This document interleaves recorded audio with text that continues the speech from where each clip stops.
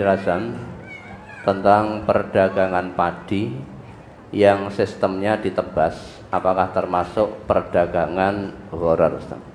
Gimana maksudnya ini? Ditebas piye? Coba disampaikan. Jadi ketika seseorang itu punya padi, misalnya 1 patok, kemudian dari penebas itu menaksir itu harganya sekian. Posisi padinya sudah menguning. Sudah tua. Sudah. Ya. Belum dipanen. Belum. Ya. Terus? Ya, tapi sudah masa panen, kemudian penebas kan sudah punya keahlian kalau sekian ini harganya sekian. Pada musim hujan dengan musim kemarau juga beda. Jadi penebas itu tahu kalau padi ini berisi atau tidak. Tapi udah saatnya panen. Sudah. Jadi sudah saatnya panen, memang sudah menguning, memang tinggal tunggu panen. Sudah saatnya dipanen gitu. Ya. Sehingga saya penebas, saya datang tak tebas, saya beli kan itu. Saya beli kemudian nanti dipanen gitu toh. Ya, kalau memang sudah usia panen, ya, maka sah-sah saja, kecuali kalau padi masih kecil. Baru tandur tadi ijon. Ya, kalau masih hijau, oh nanti saya beli sekian, lah itu gharar. Karena belum tampak. Seperti ketika kita mau nebas buah itu. Ya, masih kembang, masih pentil, oh nanti saya beli sekian dengan harga matang. Ya enggak boleh. Kalau mau nebas, ya nebas harga pentil. Harga pentil sekian. Wah.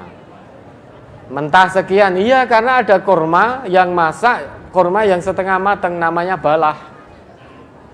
Maka balah ditebas dengan harga balah gitu loh. Balah itu kurma yang masih merah itu. Itu bisa dipanen. Makanya kalau tadi padi, dia memang sudah menguning, sudah tua, saatnya panen, sekali melihat. Tapi ini masa tunggunya tidak lama loh ya. Jadi masa tunggunya tidak lama. Kalau masih berbulan-bulan ya gharar itu. 3 hari. Jadi dilihat itu kan sebetulnya tinggal nunggu padinya dijabuti. Apa istilahnya dijabuti itu? Panen. Tinggal dipanen gitu loh. Tinggal dipanen. Sehingga kita lihat, oh ini padi berisi. Padi berisi maka harga sekian. Tentunya petaninya juga lebih paham lagi. Wong dia yang ngeloni dari hijau dan bertahun-tahun.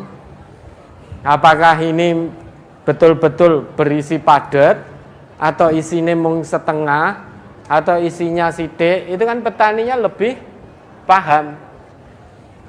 Penebas juga paham. Maka kalau penebas mengatakan, oh ini harganya sekian, dihitung dengan isi yang agak kopong-kopong itu, padahal padat isinya. Maka petaninya jangan mau. Lah itulah pentingnya al-ilmu qablal amal. Mau jadi petani harus tahu ilmunya dulu. Jenengan nandur kok jojo maju.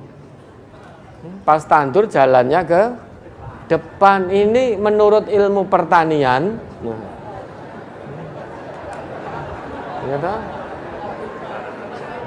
Ini tidak pas. Sehingga nandur itu bukan asal, sing penting nandur ada ilmunya. Ilmunya dengan mundur ke belakang. Lenek jenengan maju nandure, diinjak-injak nanti.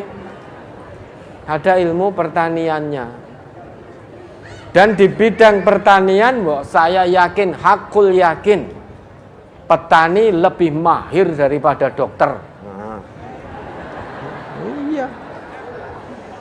Di bidang pertanian, saya hakul yakin petani yang tidak lulus SD lebih lihai, mahir di pertanian dan lebih jadi pakar daripada seorang profesor yang bukan profesor pertanian. Iya no. Jadi tunggu dulu. Jangan melihat seseorang dari pekerjaannya. Jangan melihat seseorang dari sekolahnya. Dia seorang petani, tidak lulus SD, puluhan tahun jadi petani, dia lebih master daripada seorang profesor kedokteran. Dokter nggak paham ilmu pertanian, kecuali kalau dokternya juga petani, gitu loh. Kalau dokternya juga petani, gitu. Iya. Ya kalau memang itu sudah saatnya panen, sehingga dilihat itu memang sudah panen, menguning sesuai dengan harga, sesuai dengan isi, tebas sekian, petaninya setuju ya sudah, jalankan. Tapi kalau masih hijau, tidak bisa, ada horor itu kalau masih hijau. Ya, ada lagi. Ini pertanyaan tentang riba masih ada banyak ke pertanyaan langsung. Nah ya, kita brosur kita riba kok banyak sekali pertanyaannya. Apa hidup kita ini berdampingan dengan riba, atau kita ternyata yang kita makan sehari-hari dari hasil riba? Kemarin brosur tentang isinya tazkiyatun nafas, malu dalam Islam, larangan tajasus, tabarruj dan lain sebagainya. Pertanyaannya hanya sedikit. Ini tentang riba kok nggak selesai-selesai. Berarti jangan-jangan kita ini tertempel debu riba. Ya alhamdulillah, hati kita menjadi tersentuh sehingga ingin tanya. Jangan-jangan selama ini yang kita lakukan raketang sidik ada ribane. Raketang sidik, raketang sedikit apa? Raketang itu apa ya? Ya itulah raketang itu. Ternyata ada ribanya. Maka hati kita menjadi terusik. Selama ini nyaman-nyaman saja. Ternyata setelah tentang riba dibrosurkan, tahu ancaman dari ayat-ayat Allah, dari hadis-hadis Nabi, ternyata seperti itu apa yang dijanjikan oleh Allah dan Rasul terkait orang-orang yang terlibat dalam praktek ribawi, ancamannya begitu dahsyat. Hati kita menjadi terusik, menjadi tidak tenang. Alhamdulillah, berarti fitrah keimanan dan ketakwaan kita masih hidup, sehingga bisa merespon sinyal kebenaran dari ayat Allah dan dari hadis Rasulullah, sehingga klik gitu, sehingga merespon dengan baik.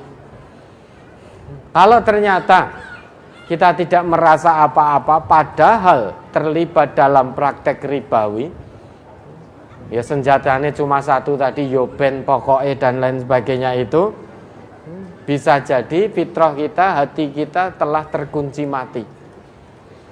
Sehingga Allah melalui ayatnya, hadis melalui Rasulnya kirim sinyal kebenaran kepada kita, namun fitrah kita sudah kita tutup mati, tidak merespon sinyal itu.